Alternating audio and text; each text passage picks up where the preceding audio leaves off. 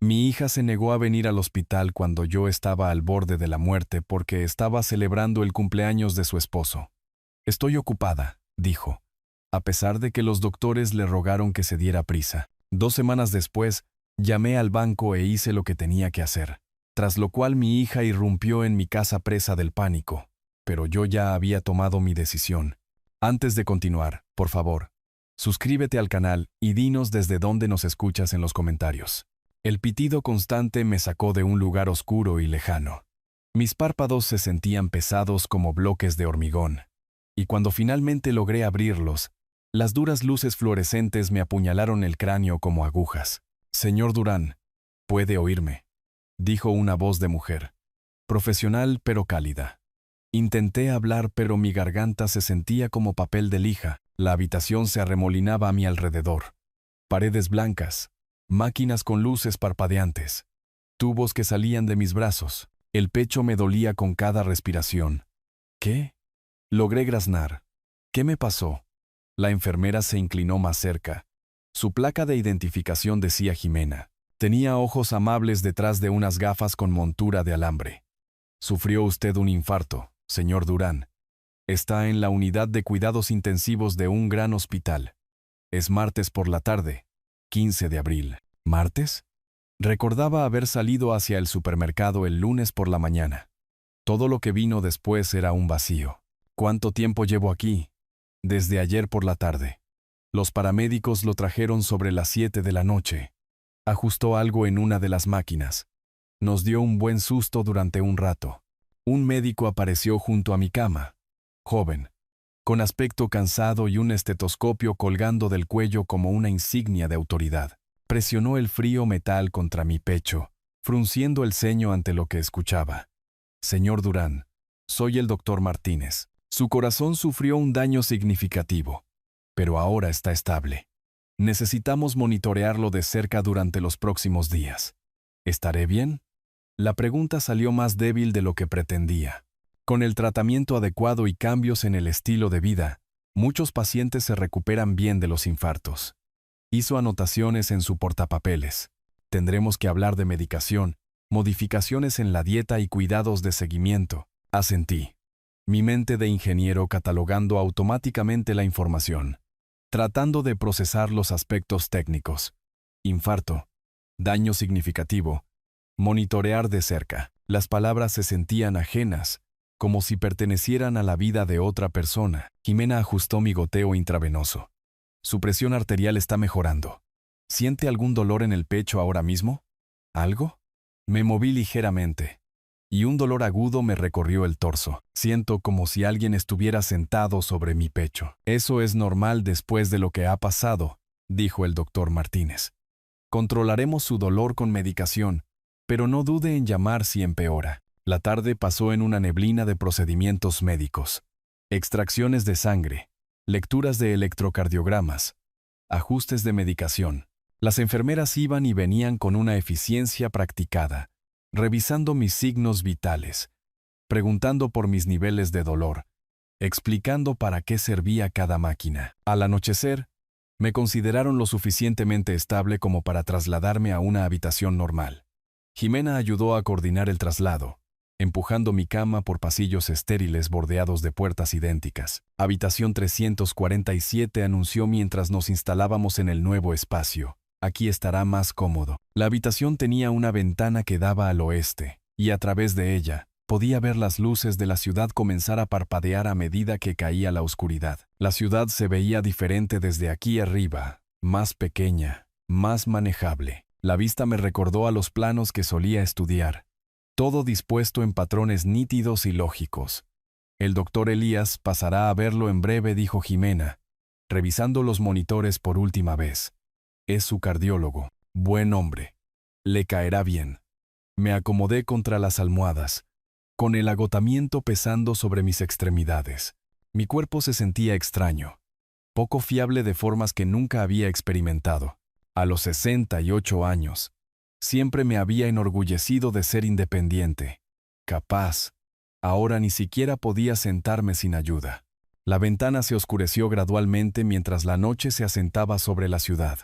En algún lugar ahí fuera, La vida continuaba con normalidad.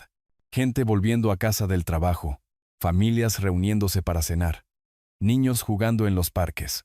Mientras tanto, yo yacía conectado a máquinas que registraban cada latido de mi dañado corazón. El doctor Elías llamó suavemente antes de entrar, su presencia imponiendo respeto de inmediato. Alto y distinguido, con cabello entrecano y gafas de montura de alambre, se movía con la tranquila confianza de alguien que había dado malas noticias muchas veces antes. Benjamín, soy el doctor Gabriel Elías. Acercó una silla a mi cama y se sentó, abriendo un grueso historial médico. ¿Cómo se siente esta noche? Como si me hubiera pasado un camión por encima, admití. Pero mejor que esta mañana, supongo. Sonrió brevemente, y luego se puso serio. Necesito hablarle con franqueza sobre su estado. El infarto fue severo, lo que llamamos un infarto con elevación del segmento ST, que afectó a la arteria principal que suministra sangre al músculo de su corazón. Asentí. Mi formación como ingeniero me ayudó a comprender la naturaleza mecánica del problema. El doctor Elías sacó una impresión del electrocardiograma. Las líneas en zigzag parecían una obra de arte abstracto. ¿Ve esta sección de aquí? Esto muestra el daño en su arteria descendente anterior izquierda. Logramos abrirla con medicación de emergencia, pero ha perdido alrededor del 20% de su músculo cardíaco. ¿Qué significa eso para mi futuro? Con el tratamiento adecuado, muchos pacientes viven vidas plenas después de infartos como el suyo. Pero no le mentiré. La situación pendió de un hilo durante varias horas. Se inclinó ligeramente hacia adelante. Benjamín, necesito preguntarle algo. ¿Tiene familia a la que debamos contactar? ¿Contactos de emergencia? El pecho se me oprimió, aunque no podía decir si era emocional o físico. Mi hija, Inés, vive en un barrio acomodado con su esposo. El doctor Elías consultó sus notas. De hecho, intenté llamarla ayer cuando usted ingresó. La situación era crítica, y pensamos que podría no pasar de la noche. Algo en su tono hizo que se me encogiera el estómago. ¿Habló usted con ella? Sí, lo hice. Dudó, claramente incómodo. Benjamín, llevo 25 años ejerciendo la cardiología. He hecho miles de estas llamadas a familiares. Normalmente, cuando le digo a alguien que su padre ha tenido un infarto masivo y podría no sobrevivir a la noche, ¿qué dijo ella? Mi voz apenas superó un susurro. El doctor Elías bajó la vista a sus manos, y luego me miró con genuina compasión. Dijo que estaba ocupada, que era el cumpleaños de su esposo, y que no podía irse de la fiesta. Las palabras me golpearon como un golpe físico. Sentí que el monitor de mi ritmo cardíaco pitaba más rápido a medida que mi pulso se aceleraba. ¿Incluso cuando usted le dijo que podría ser mi última noche? Lamentablemente sí. Su voz era suave pero clara. Le expliqué la gravedad. Le dije que usted preguntaba por ella. Dijo que intentaría visitarlo en algún momento de esta semana, si su agenda se lo permitía. Me quedé mirando el techo, procesando esta información. La hija que había criado, educado, apoyado en cada crisis de su vida adulta, no podía molestarse en dejar una fiesta de cumpleaños, cuando yo me estaba muriendo. Siento mucho tener que decirle esto, continuó el doctor Elías. Dudé si debía compartirlo, pero creo que los pacientes tienen derecho a saber sobre la respuesta de su familia ante las emergencias médicas. No, hizo usted bien en decírmelo. Mi voz sonaba hueca, incluso para mí. Necesitaba saberlo. Se quedó unos minutos más, explicando los horarios de la medicación y las expectativas de recuperación, pero apenas lo escuché. Mi mente seguía reproduciendo sus palabras. Estaba ocupada. El cumpleaños de su esposo. No podía irse de la fiesta. Pasaré a verlo mañana por la mañana, dijo el doctor Elías, poniéndose de pie. Intente descansar, su cuerpo necesita tiempo para sanar. Después de que se fue, la habitación se sintió imposiblemente silenciosa, excepto por el pitido constante de mi monitor cardíaco. A través de la ventana, las luces de la ciudad se extendían infinitamente, cada una representando la vida de alguien, las prioridades de alguien. Inés había dejado claras sus prioridades. La puerta se cerró con un clic, dejándome solo con la devastadora verdad. Me moví en la cama, tratando de encontrar una posición cómoda, pero el dolor en mi pecho ya no tenía nada que ver con el infarto. Ella estaba ocupada. Era el cumpleaños de su esposo. Me quedé mirando las luces de la ciudad a través de mi ventana. Cada bombilla parpadeante un recordatorio de todas las familias normales que había ahí fuera.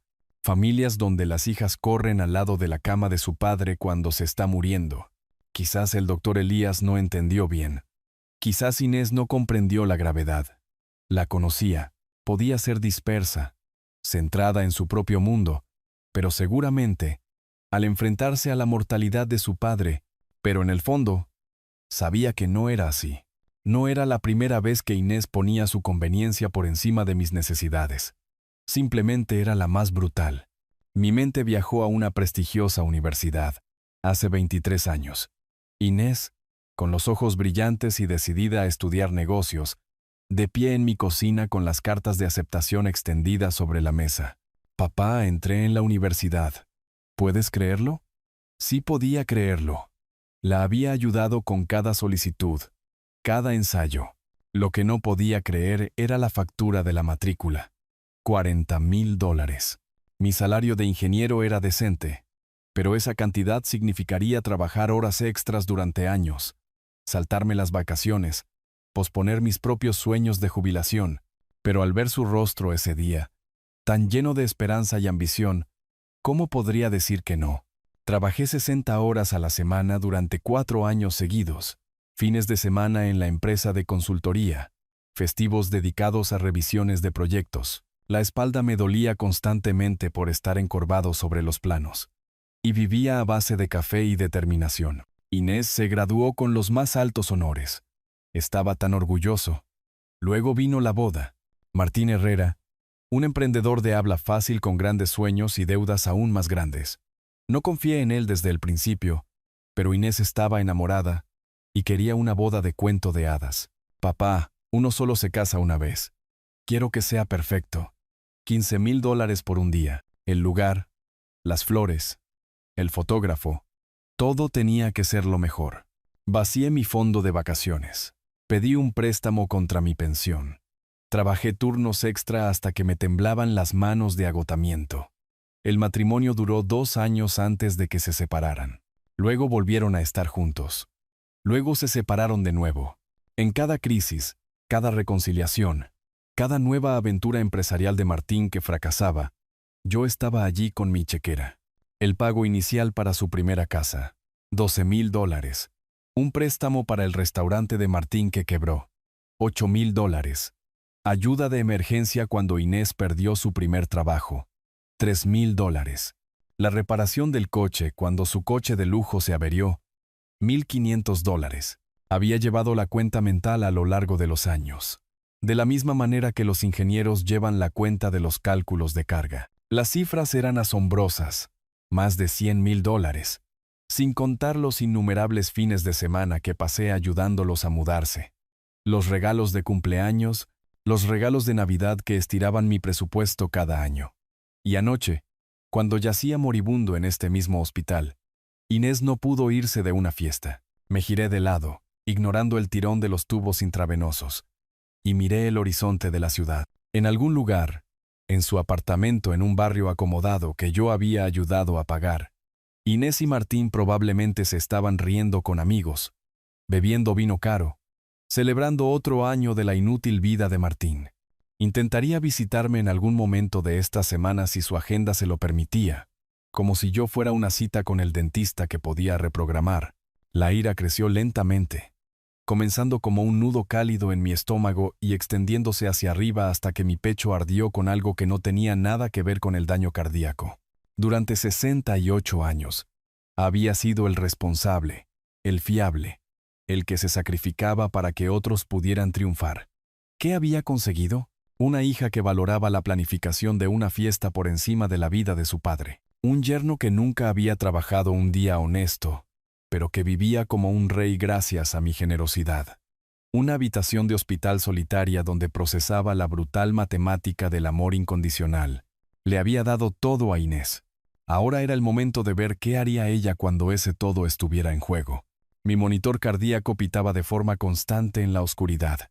Cada pulso un recordatorio de que todavía estaba vivo. todavía capaz de tomar decisiones sobre mi vida y mi legado. Inés pensaba que podía ignorarme, darme por sentado, tratarme como una molestia. Estaba a punto de aprender cuán equivocada estaba. La luz de la mañana se filtró por la ventana de mi hospital mientras tragaba la serie de pastillas que la enfermera Jimena había alineado en mi mesita de noche.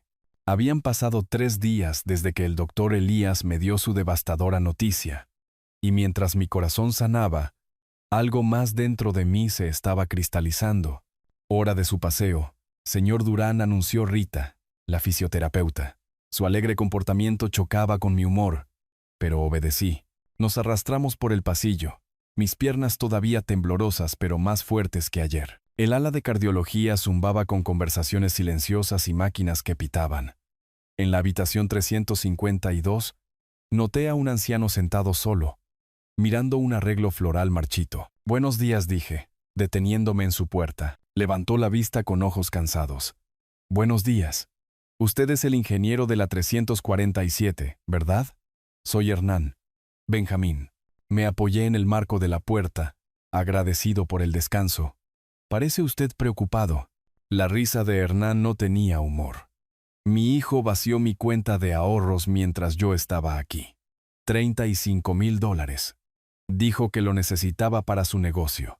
Señaló las flores. Estas vinieron con una tarjeta diciendo que lo sentía. Ni una visita, ni una llamada, solo un lo siento». Las palabras me golpearon como un golpe físico. Aquí había otro padre, otra traición. La familia, continuó Hernán con amargura. Creen que siempre los perdonaremos porque somos sus padres. Regresé a mi habitación, profundamente inquieto. Esa tarde, hice mi primera llamada telefónica. Servicio de atención al cliente del banco. Le atiende Mónica. Soy Benjamín Durán. Necesito información sobre cómo revocar un poder notarial en mis cuentas. Necesitaré verificar su identidad primero, señor Durán. Después de las preguntas estándar. Continuó. Para revocar un poder notarial, deberá presentarse en persona con la documentación adecuada y presentar los papeles formales de revocación. ¿Qué documentación exactamente? Identificación con foto, el documento original del poder notarial y los formularios de revocación firmados. El proceso tarda 24 horas en completarse una vez presentado. Le di las gracias y colgué, con la mente acelerada. Inés tenía poder notarial sobre mis cuentas, algo que le había otorgado hacía 2 años cuando tuve una neumonía y necesité ayuda para gestionar las facturas. En ese momento, parecía práctico. Ahora sentía que le había entregado un arma cargada. La semana siguiente pasó con una precisión metódica. Cada día traía pequeñas mejoras. Caminar más lejos sin ayuda, comer alimentos sólidos, reducir la medicación para el dolor, pero lo más importante, cada día traía nueva información. El miércoles, llamé a la notaría del centro. En cuanto a las modificaciones de testamentos, explicó la recepcionista, la ley requiere que el testador se presente en persona con 2 testigos presentes. También recomendamos una verificación de competencia mental, si ha habido problemas de salud recientes. ¿Qué tipo de verificación? Normalmente, una carta de su médico tratante que indique que usted es mentalmente competente para tomar decisiones legales. Perfecto. El doctor Elías proporcionaría esa documentación sin dudarlo. Para el viernes, mi plan de alta estaba tomando forma. Inés había llamado una vez. Una breve conversación obligatoria en la que preguntó por mi estado con el mismo entusiasmo que alguien podría reservar para hablar del tiempo. Estoy mucho mejor, le dije. Qué bien, papá. Martín y yo hemos estado muy ocupados con su nueva empresa de consultoría. Intentaremos visitarte una vez que estés en casa y asentado. Intentaremos visitar. Como si ver a su padre en recuperación fuera una molestia que programar en torno a actividades más importantes. El jueves por la tarde, conocí a Leonor de la habitación 341. Se estaba recuperando de una cirugía de vesícula y había sido abandonada por su hija durante la prueba. 30 años crié a esa chica, confesó Leonor mientras nos sentábamos en la pequeña zona ajardinada del hospital. Le pagué la universidad, la ayudé con su boda, cuidé de sus hijos todos los fines de semana. Cuando necesité la cirugía, dijo que no podía tomarse tiempo libre del trabajo. Demasiado importante, dijo. Escuché, reconociendo mi propia historia reflejada en la suya.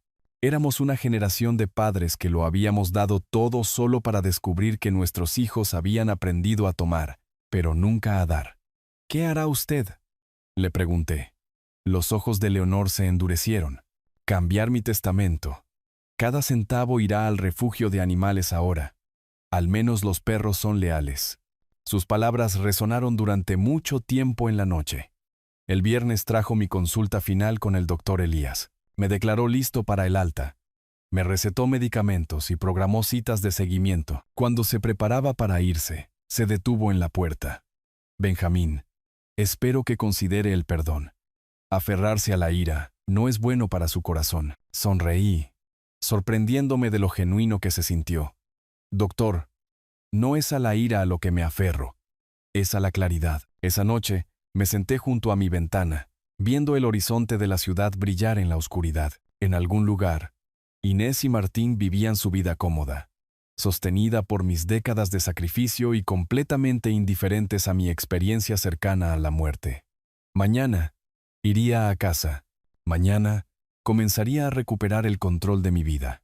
El poder notarial sería revocado, el testamento sería cambiado, e Inés aprendería que dar por sentado a su padre tenía consecuencias que nunca imaginó. No buscaba venganza, buscaba justicia. Hay una diferencia, y un ingeniero entiende la precisión requerida para ambas.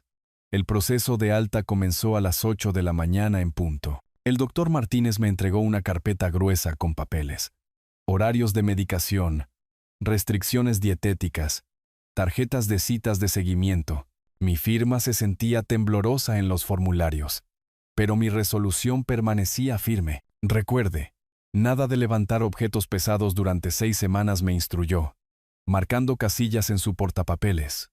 Y si experimenta algún dolor en el pecho o falta de aliento, llame de inmediato.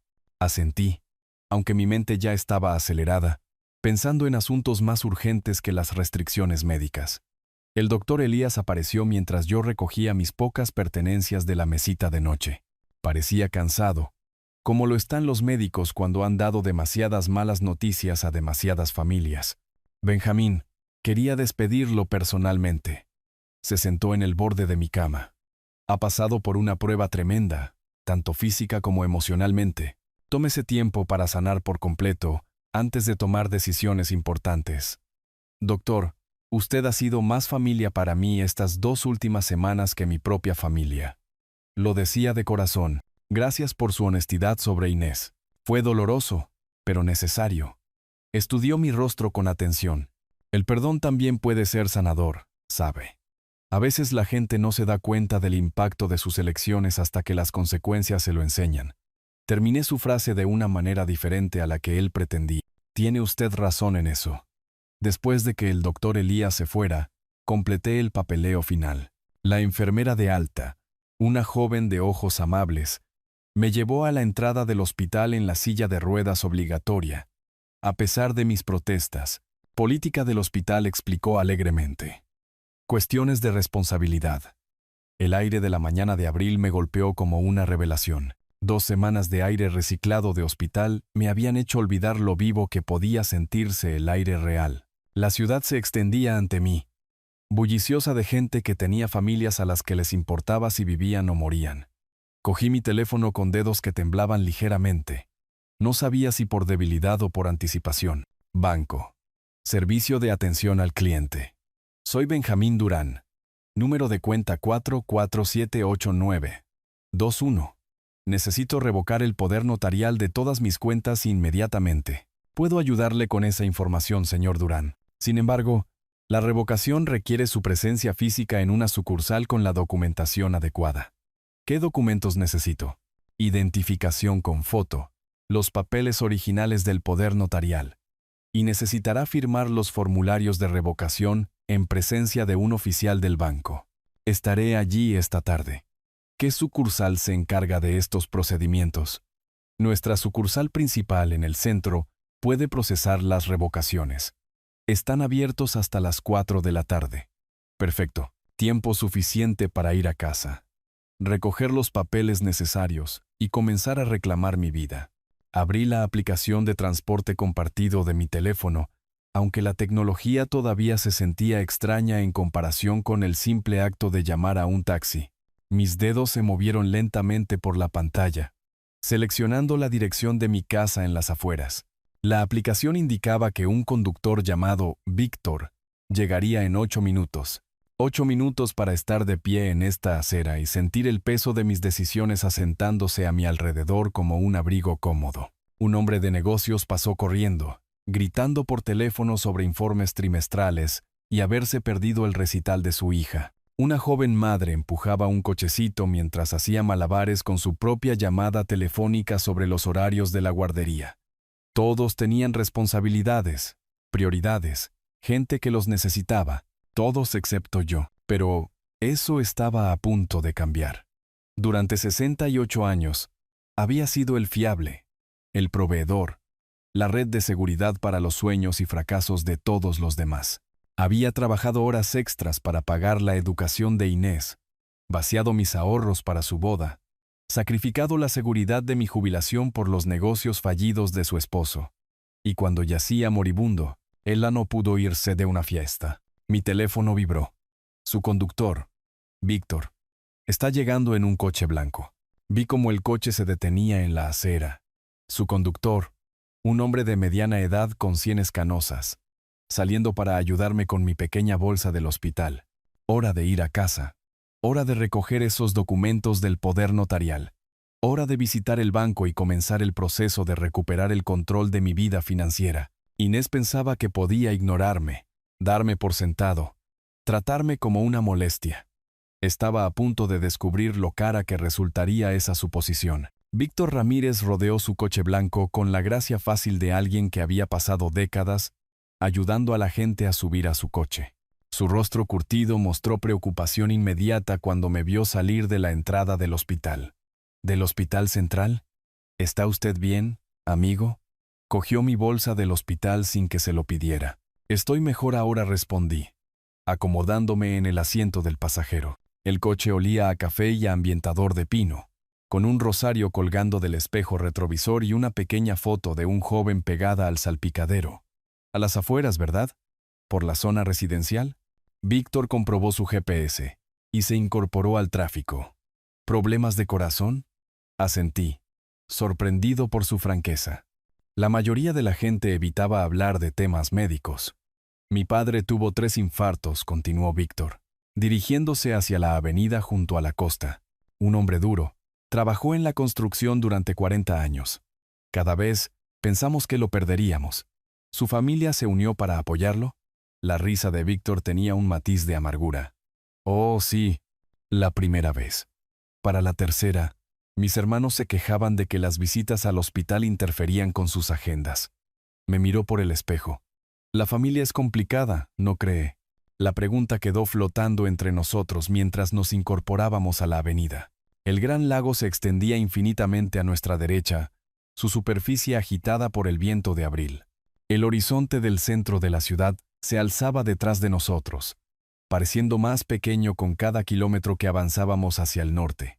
Mi hija ni siquiera pudo irse de la fiesta de cumpleaños de su esposo, me encontré diciendo, cuando el doctor le dijo que podría no sobrevivir a la noche. Las manos de Víctor se apretaron en el volante. Vaya, amigo, eso duele. ¿Qué edad tiene ella? 42. Edad suficiente para entender las prioridades. Uno pensaría que sí. Víctor guardó silencio por un momento. Luego señaló la foto en su salpicadero. Ese es mi hijo, Eduardo. Vive en la gran ciudad de la costa ahora. Un pez gordo en marketing. Una casa preciosa. Un coche caro. Debe de estar usted orgulloso. Lo estaba. No he sabido nada de él en 5 años. La voz de Víctor llevaba el peso de una profunda decepción. La última vez que hablamos, me pidió que dejara de llamarlo tanto. Dijo que era vergonzoso cuando sus colegas oían hablar de su padre taxista. Las palabras me golpearon como un golpe físico. Aquí había alguien que entendía el dolor único de ser descartado por la persona por la que había sacrificado todo para criar. ¿Cómo se lidia con ese tipo de traición? Víctor tomó la salida norte, dirigiéndose a través de un barrio elegante. Aprendí algo importante, Benjamín. La familia no es solo sangre. La familia es quien aparece cuando los necesitas, quien contesta el teléfono a medianoche, quien se sienta en las salas de espera de los hospitales. Consideré esto mientras pasábamos por el barrio donde vivían Inés y Martín. Su apartamento estaba probablemente a unas 8 manzanas al oeste de aquí, lleno de muebles caros que yo había ayudado a comprar. Después de que Eduardo me sacara de su vida, pasé 2 años enfadado, continuó Víctor, amargado, resentido, preguntándome en qué me había equivocado. Luego me di cuenta de algo. Le estaba dando poder sobre mi felicidad, incluso después de que me hubiera abandonado. ¿Y qué hizo usted? Empecé a vivir para mí. Empecé a hacer los viajes que siempre había querido hacer. Aprendí a tocar la guitarra. Hice amigos de verdad que realmente quieren mi compañía. Sonrió, y por primera vez la sonrisa le llegó a los ojos. Descubrí que soy bastante buena compañía cuando no estoy perdiendo el tiempo con hijos ingratos. Ya habíamos llegado a las afueras, pasando por el campus donde había enviado a Inés para su costosa educación. Los estudiantes caminaban por las aceras con mochilas y sueños, la mayoría probablemente apoyados por padres que pensaban que el sacrificio equivalía al amor. La cuestión es, dijo Víctor, girando en mi calle, que creen que siempre estaremos ahí, que siempre perdonaremos, que siempre facilitaremos las cosas. A veces, lo más amable que puedes hacer por hijos ingratos es dejar que afronten las consecuencias de sus elecciones. Mi casa apareció más adelante. Una modesta casa de 2 pisos, con un pequeño jardín delantero que había mantenido religiosamente hasta que mi salud empeoró. Parecía más pequeña de alguna manera, menos significativa que cuando había salido hacia el supermercado hacía 2 semanas. Víctor entró en mi entrada y se giró para mirarme de frente. Benjamín, no conozco su situación por completo, pero si su hija cree que puede ignorarlo cuando usted se está muriendo, quizás sea hora de que aprenda cómo es la vida sin el apoyo de su padre. Me ayudó a salir del coche, rechazando mi oferta de una propina. Mi número está en su teléfono ahora, dijo, entregándome una tarjeta de visita. ¿Necesita algo? ¿Transporte? ¿La compra? ¿Alguien con quien hablar? Usted me llama. Eso es lo que hace la verdadera familia. Me quedé en mi entrada viendo a Víctor alejarse, sus palabras resonando en mi mente. La familia es quien aparece cuando los necesitas. Inés no había aparecido, pero Víctor sí. El doctor Elías sí. Incluso Hernán y Leonor, compañeros pacientes, habían mostrado más compasión que mi propia hija. Hora de empezar a vivir para mí. Hora de dejar que Inés aprenda cómo son las consecuencias. Mi llave giró en la cerradura de la puerta principal por primera vez en 2 semanas, y el familiar clic envió una ola de alivio a través de mi pecho. Hogar. La casa olía un poco a cerrado por haber estado así, pero era mi santuario, mi entorno controlado. ¿Dónde? El timbre sonó agresivamente, seguido inmediatamente por fuertes golpes. Apenas había dejado mi bolsa del hospital en la entrada cuando los golpes se intensificaron. A través del cristal esmerilado, podía ver 2 figuras en mi porche. Papá, abre. Sabemos que estás ahí. La voz de Inés tenía ese filo particular de furia que recordaba de su adolescencia, pero esto era diferente, más agudo, más desesperado. Abrí la puerta y me encontré a mi hija y a mi yerno de pie como una fuerza de invasión. Inés pasó a mi lado sin invitación. Martín la siguió con su habitual arrogancia. ¿Qué estupidez hiciste con el poder notarial? Inés se giró para mirarme, su peinado perfecto despeinado, su traje de negocios arrugado. El banco nos llamó hace 1 hora. Estupidez. Cerré la puerta lentamente, dándome un momento para procesar su emboscada. Me estaba muriendo en el hospital central, y tú estabas en una fiesta de cumpleaños. Las palabras quedaron suspendidas en el aire como un desafío. Martín dio un paso adelante, usando su altura para intimidar. Viejo, no entiendes con qué estás jugando. Necesitas supervisión financiera. El infarto claramente afectó tu juicio. ¿Mi juicio? Me moví hacia mi sala de estar, obligándolos a seguirme a mi territorio. Mi juicio me dijo que revocara el acceso a mis cuentas a las personas que no podían molestarse en visitar a su padre moribundo. El rostro de Inés se sonrojó. No sabíamos que era tan grave.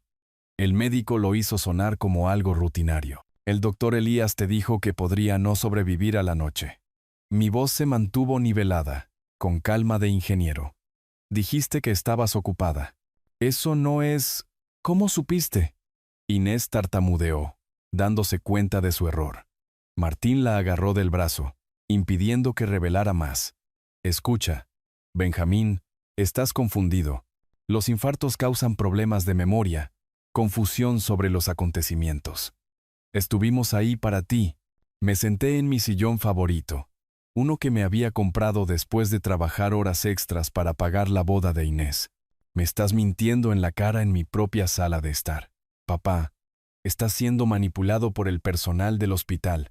La voz de Inés adoptó ese tono suplicante que usaba de niña cuando la pillaban en una travesura.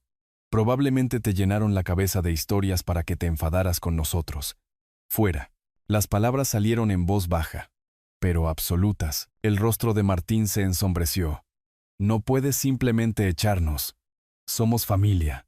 Tenemos derechos. Esta es mi casa. No tenéis ningún derecho aquí. Me levanté, sorprendido por mi propia firmeza. Estáis invadiendo mi propiedad.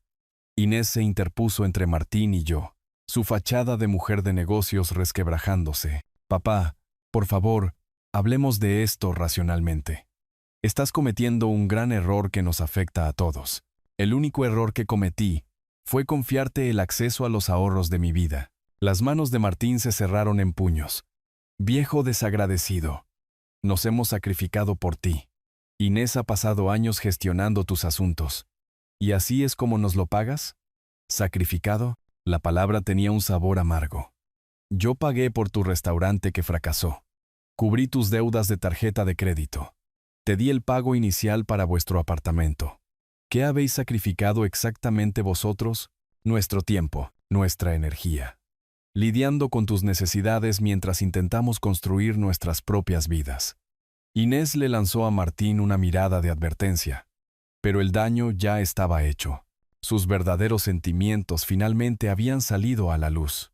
Caminé hacia la puerta principal y la mantuve abierta. Fuera de mi casa. Inmediatamente. Esto no ha terminado, papá. La máscara de Inés había caído por completo, revelando algo frío y calculador debajo. Lucharemos contra esto. Demostraremos que no eres competente para tomar estas decisiones. Martín se inclinó hacia mí al pasar, su voz bajando a un susurro amenazante. No tienes ni idea de lo que has empezado, viejo. Se fueron, cerrando la puerta con tanta fuerza que las ventanas temblaron.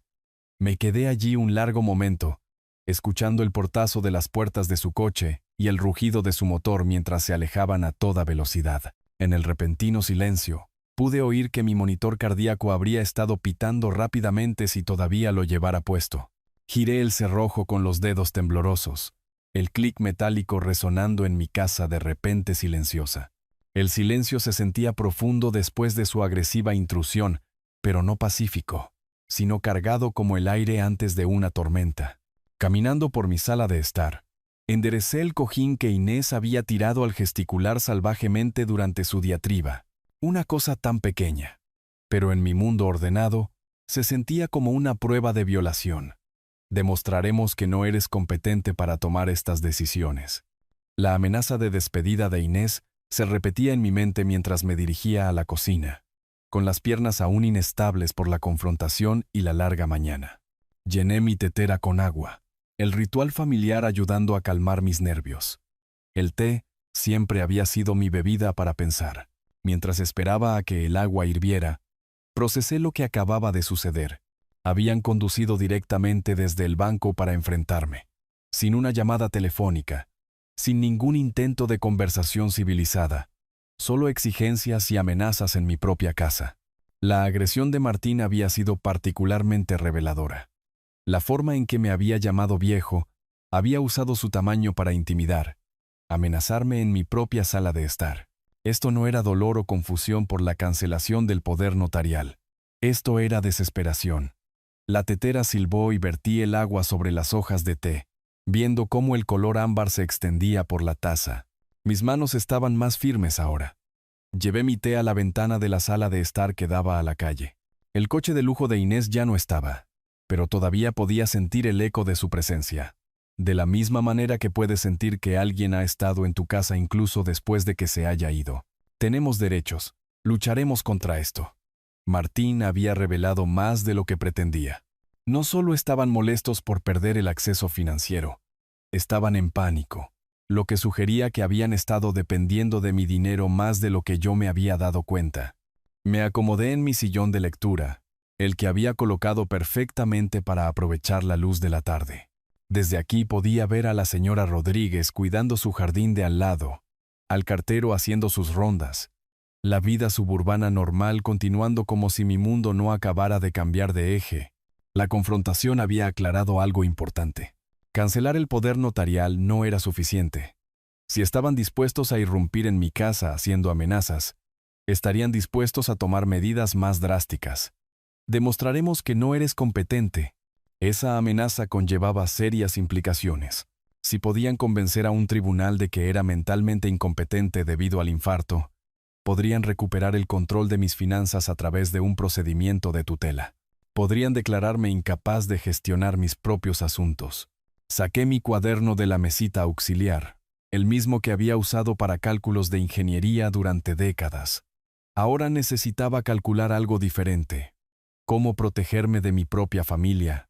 Inés tenía formación legal por su carrera en los negocios. Martín tenía contactos en la ciudad por sus diversas empresas fallidas. Juntos podían montar un serio desafío a mi independencia. Pero habían cometido un error crucial. Habían revelado sus verdaderas motivaciones con demasiada claridad. No se trataba de preocupación por mi bienestar. Se trataba de dinero.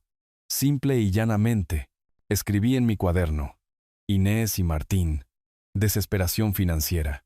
Dispuestos a usar el sistema legal en mi contra, se necesitan medidas de protección más fuertes. El sol de la tarde se colaba por mis ventanas, calentando la familiar habitación donde había pasado innumerables noches leyendo, planificando, viviendo mi vida tranquila. Esa vida se había acabado. Se habían asegurado de ello con sus amenazas y exigencias. Pensé en las palabras de Víctor durante nuestro viaje a casa. A veces, lo más amable que puedes hacer por hijos ingratos es dejar que afronten las consecuencias de sus elecciones. Cancelar el poder notarial había sido la consecuencia número 1.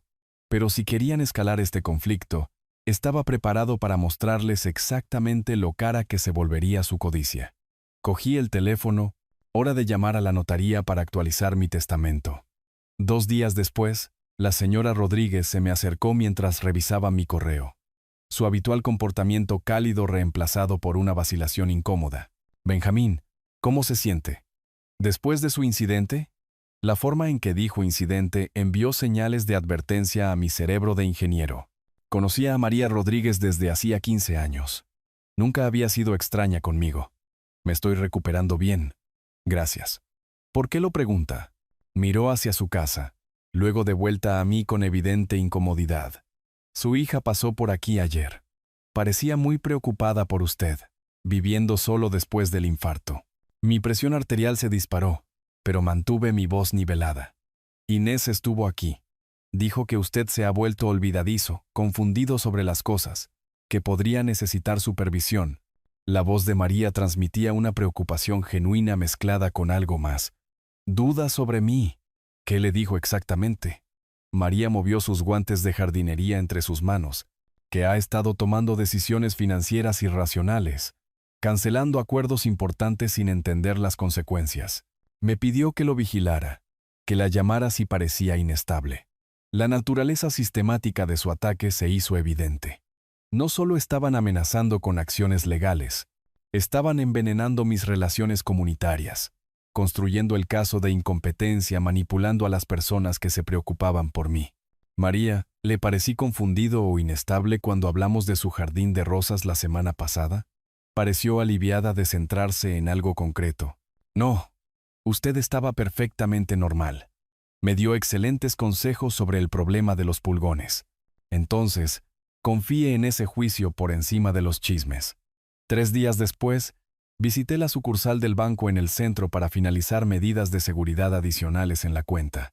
La gerente de la sucursal, Jimena Campos, me llevó a un lado después de que terminamos nuestros asuntos. Señor Durán, probablemente no debería mencionar esto, pero su hija estuvo aquí ayer. preguntando sobre los procedimientos para la tutela financiera. Se me formó hielo en el estómago. ¿Tutela? Quería saber qué documentación médica se requeriría para que alguien fuera declarado incapaz de gestionar sus propias finanzas. Le dije que no podía discutir procedimientos específicos, pero Jimena bajó la voz.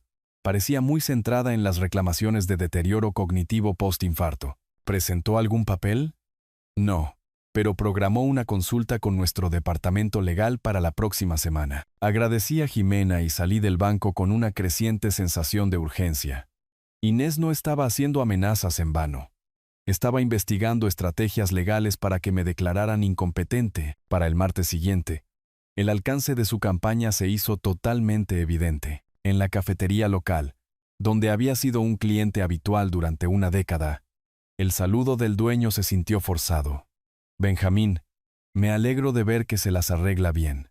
Incluso Tomás Brizuela, que me conocía desde que Inés estaba en la universidad, me estaba tratando como si pudiera estar perdiendo mis facultades.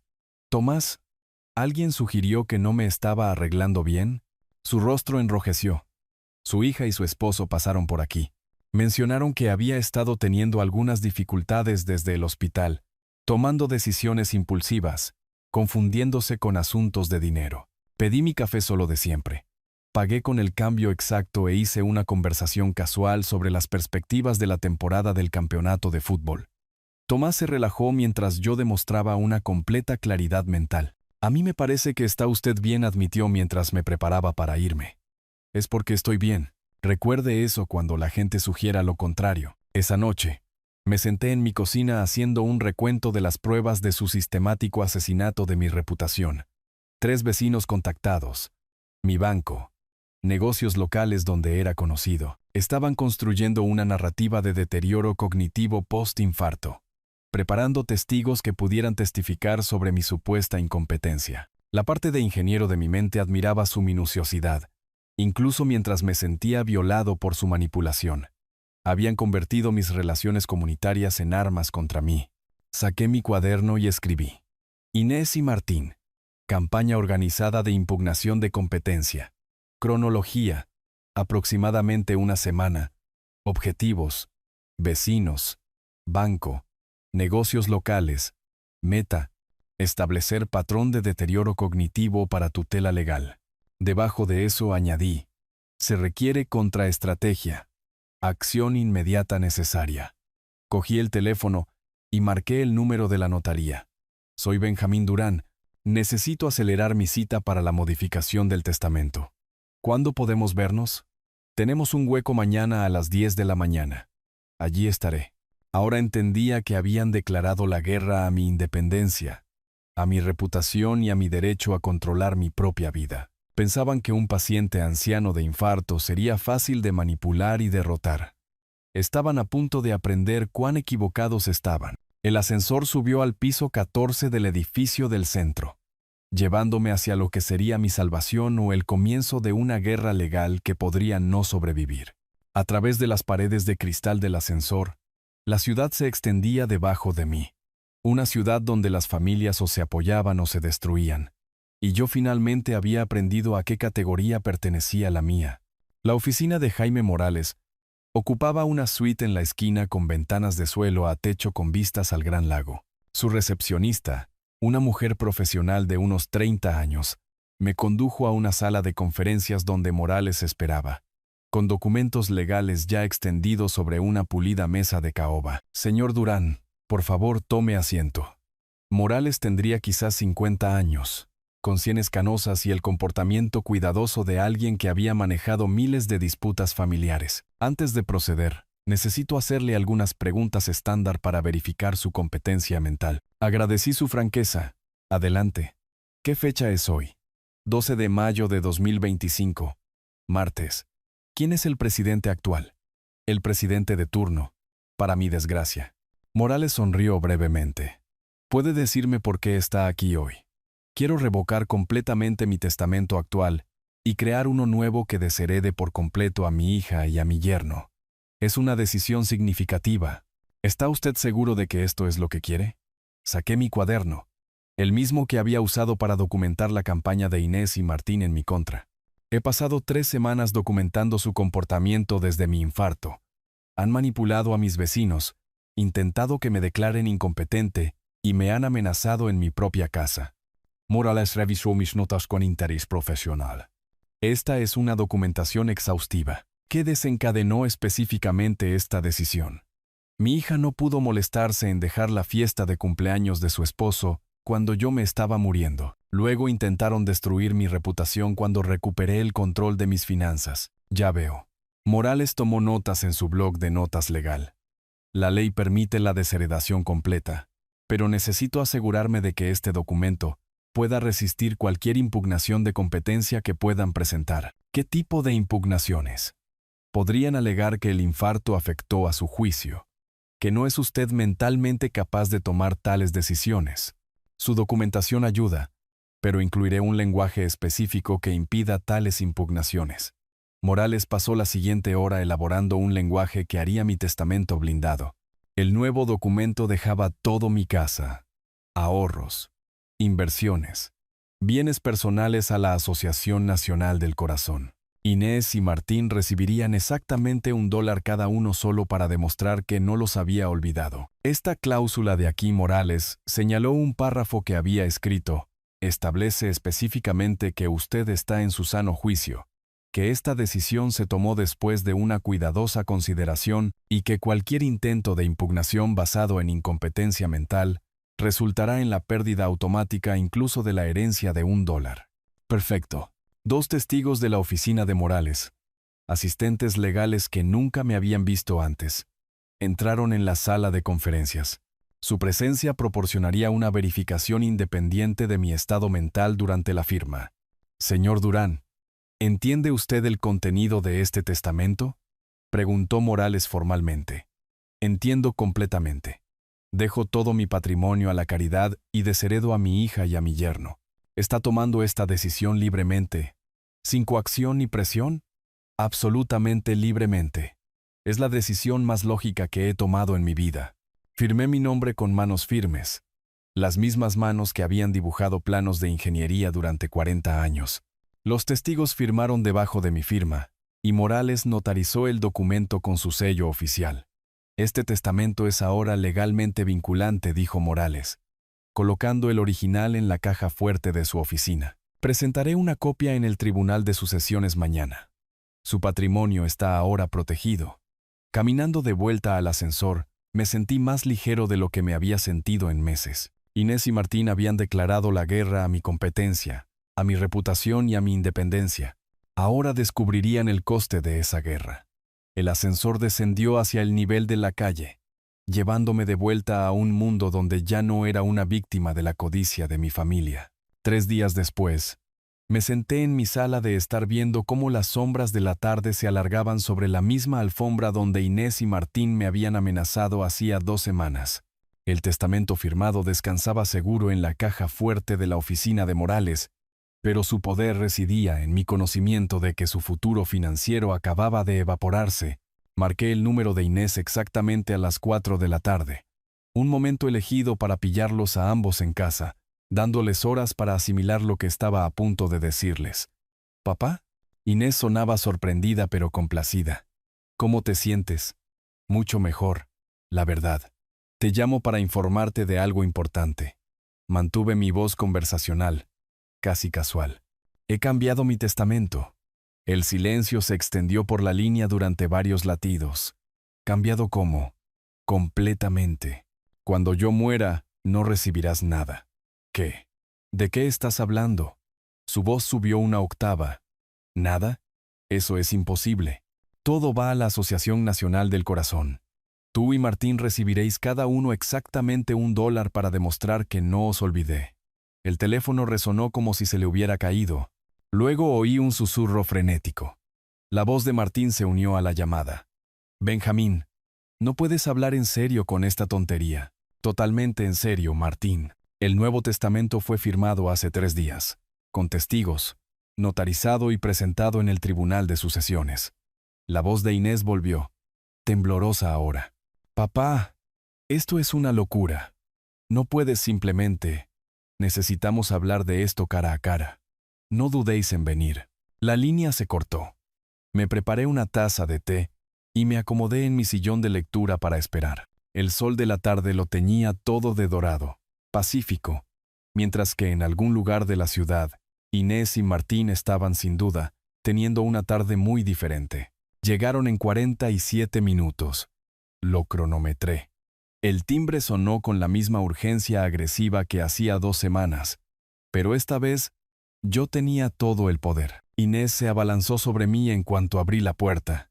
Martín la seguía de cerca, pero su lenguaje corporal había cambiado por completo. Donde antes habían sido exigentes y amenazantes, ahora parecían más pequeños, desesperados. Papá, por favor dime que esto es una especie de broma.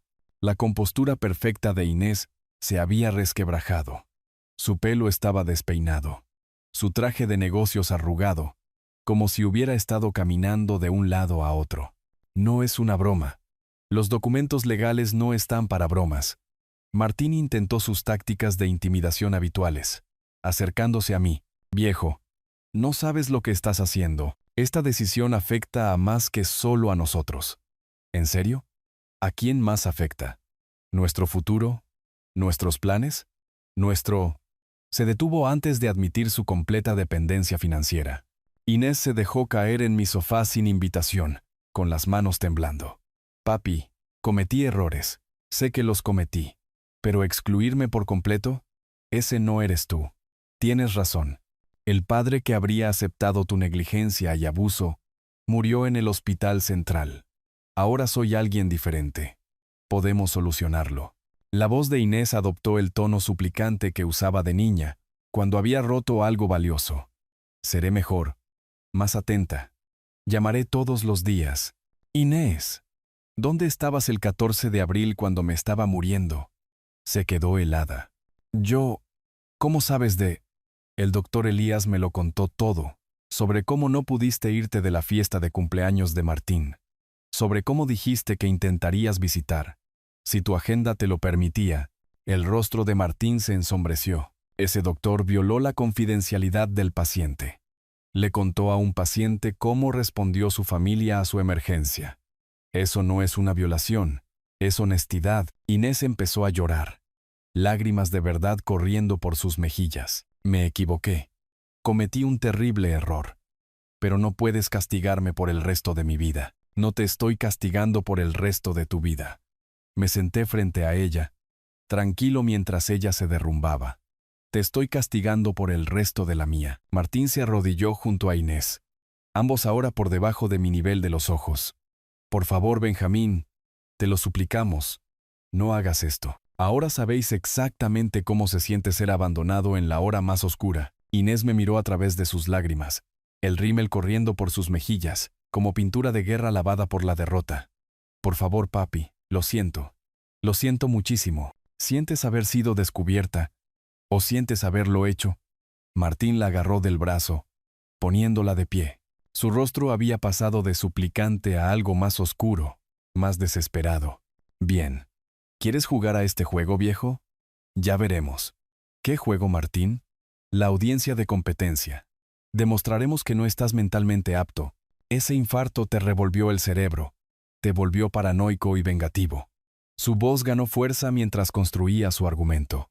Ninguna persona racional destruye a su familia por un malentendido. Inés se secó la cara, su personalidad de mujer de negocios reafirmándose. Papá, ya hemos hablado con gente sobre tu estado, tus vecinos, tu banco. Están preocupados por tu toma de decisiones. Me levanté lentamente, usando toda mi ventaja de altura. ¿Te refieres a las mentiras que habéis estado difundiendo? ¿La campaña de manipulación que habéis estado llevando a cabo? No es manipulación cuando es verdad. La máscara de Martín se había deslizado por completo. Eres viejo, estás enfermo y estás tomando decisiones irracionales. La única decisión irracional que tomé fue confiaros mi información financiera durante 2 años. Inés se movió para bloquear mi camino hacia la puerta. No nos vamos hasta que aceptes reconsiderarlo. Nos vais a quedar de todos modos. Caminé alrededor de ella hacia la puerta principal. Esta sigue siendo mi casa. Martín se interpuso entre la salida y yo. Te arrepentirás de esta decisión, Benjamín.